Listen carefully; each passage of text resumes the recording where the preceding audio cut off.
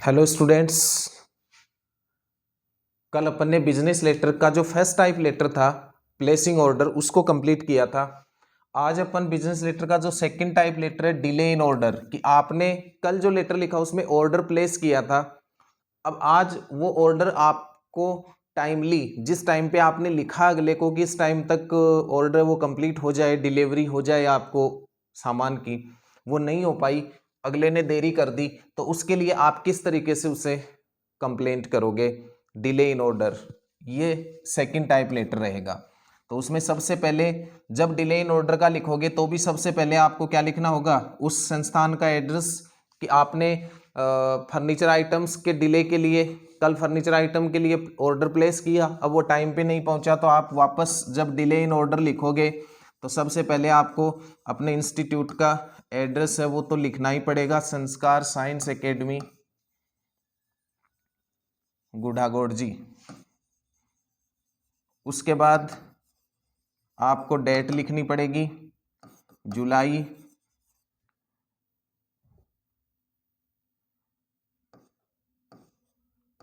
जुलाई 16 2021। उसके बाद एक लाइन छोड़ करके और आपको लिखना पड़ेगा रिसीवर्स एड्रेस। तो किसे लिखा था आपने? शक्ति इलेक्ट्रॉनिक्स को, सॉरी शक्ति फर्नीचर हाउस को। तो आप कैसे लिखोगे इसे? सबसे पहले the sales manager the sales manager Shakti furniture house, new Delhi. अब ये लिखने के बाद में आपको एड्रेस लिखना होगा। एड्रेस लिखने के बाद आपको सब्जेक्ट लिखना था ना, अकॉर्डिंग टू फॉर्मेट। तो सब्जेक्ट में क्या लिखोगे? Complaint against delay in order, ये आपने लिख दिया। अब डिले इन ऑर्डर लिखने के बाद कंप्लेंट अगेंस्ट तो आपको लिखना ही है, डिले इन ऑर्डर लिखोगे तो आप क्वेश्चन में यदि डिले इन ऑर्डर दिया वो लिख दोगे। नॉन कंप्लायंस फॉर ऑर्डर भी दिया हुआ हो सकता है, मतलब ऑर्डर की अपूर्णता, तो वो आप वो लिख दोगे। अब इसको जब ओपन करोगे तो किस तरीके से लिखोगे उसे देखिए। डियर सर से करना ओपन, तो dear sir,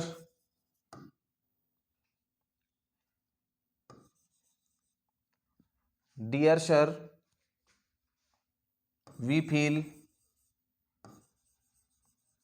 very sorry,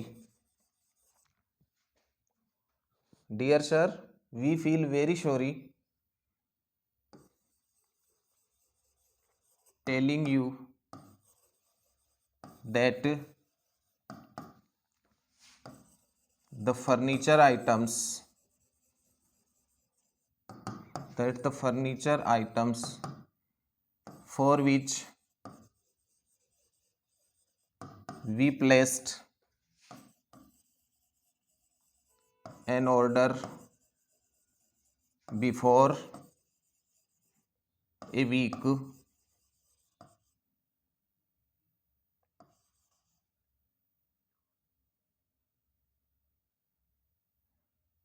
have not yet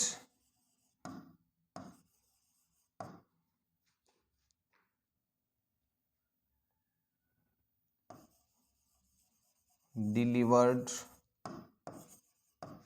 to us. We feel very sorry, हमें बहुत दुख महसूस हो रहा है, टेलिंग यू आपको बताते हुए, दैट द फर्नीचर आइटम्स की furniture item for which we placed an order, जिनके लिए हमने एक ऑर्डर दिया था बिफोर ए वीक, एक सप्ताह पहले, have not yet delivered to us, वो अब तक हमें डिलीवर नहीं किया गया, हमें भेजा नहीं गया है। तो सबसे पहले, अब जरूरी नहीं कि यही सेंटेंस हो, लेकिन आपको आपके फील सॉरी इसको आपको लिखना होगा। जैसे आपने ये नहीं लिख के ये लिख दिया कि dear sir we have yet not received the furniture items for which we have placed an order for a week before a week.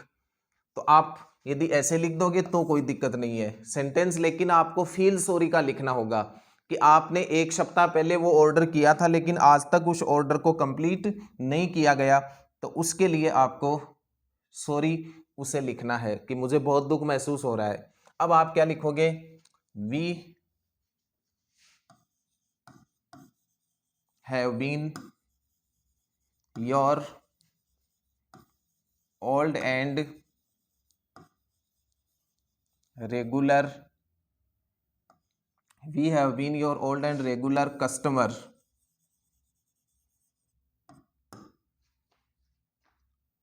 We have been your old and regular customer, हम आपके नियमित और पुराने ग्राहक रहे हैं, कि हम सदा से आपके नियमित और पुराने ग्राहक हैं। Your firm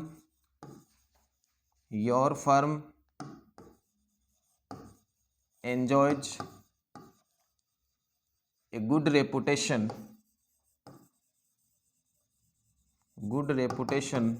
among the customers, आपकी कस्टमर्स में अच्छी शाख है। एंजॉयज ए गुड रेपुटेशन का मतलब होता है अच्छी शाख होना। Enjoy a good reputation means अच्छी शाख होना, आपकी अच्छी शाख है ग्राहकों में। This type of business transaction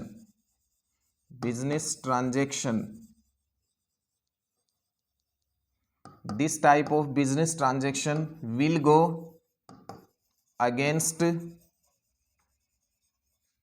your name and fame, इस टाइप का जो बिजनेस ट्रांजैक्शन है वो आपकी नाम और प्रसिद्धि के खिलाफ जाएगा। ट्रांजैक्शन लेन देन होता है, बिजनेस व्यापार होता ही है, और विल गो अगेंस्ट का मतलब है खिलाफ होना। तो इस तरह का यदि बिजनेस ट्रांजैक्शन करोगे तो आपकी नाम और प्रसिद्धि जो है, नेम और फेम है, उसके खिलाफ जाएगा। We face a lot of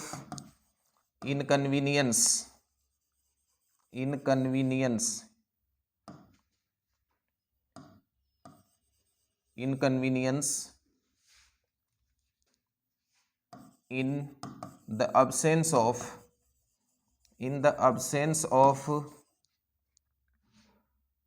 furniture. The students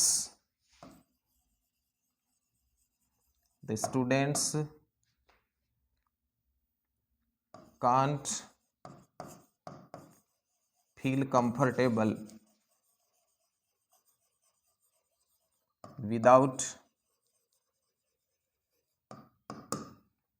furniture.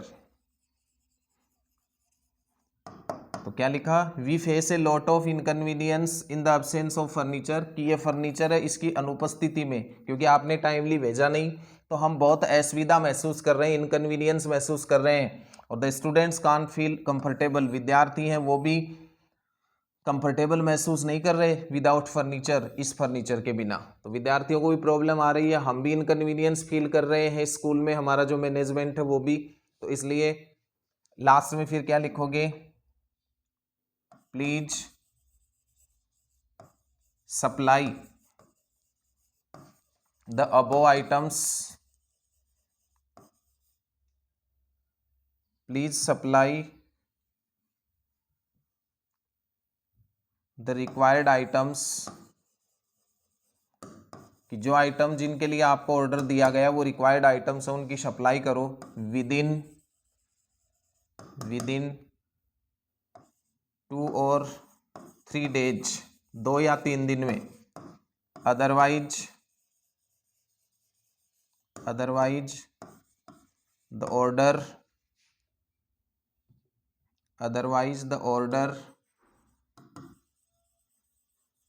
Will be cancelled, अन्यथा ऑर्डर है उसको कैंसिल कर दिया जाएगा।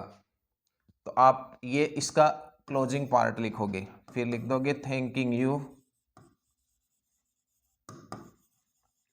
योर्स फेथफुली, और फिर नाम और पद का नाम लिख दोगे।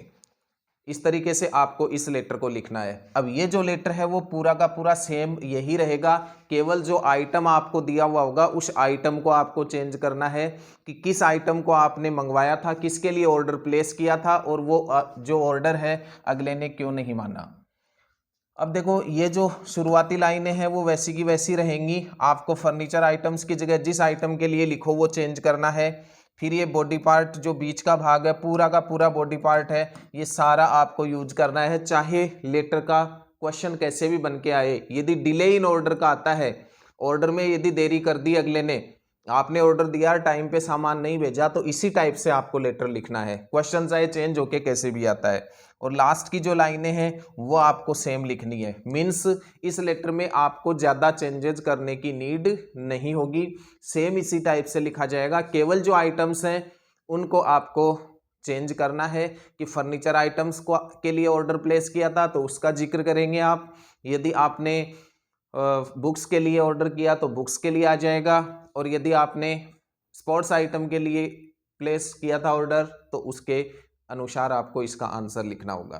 तो इस तरीके से चलेंगे हम जब आपको डिले इन ऑर्डर का लेटर लिखना होगा। बाकी इसका नोट्स का जो क्वेश्चन है असाइनमेंट में आपको मिलेगा, उसको भी पढ़ना, उसको लिखना और समझना कि मुझे क्या क्या इसके अंदर मैटर है जो यूज करना है। डिले इन ऑर्डर के लिए ये फिक्स कंटेंट मैटर रहेगा। Thanks, have a nice day.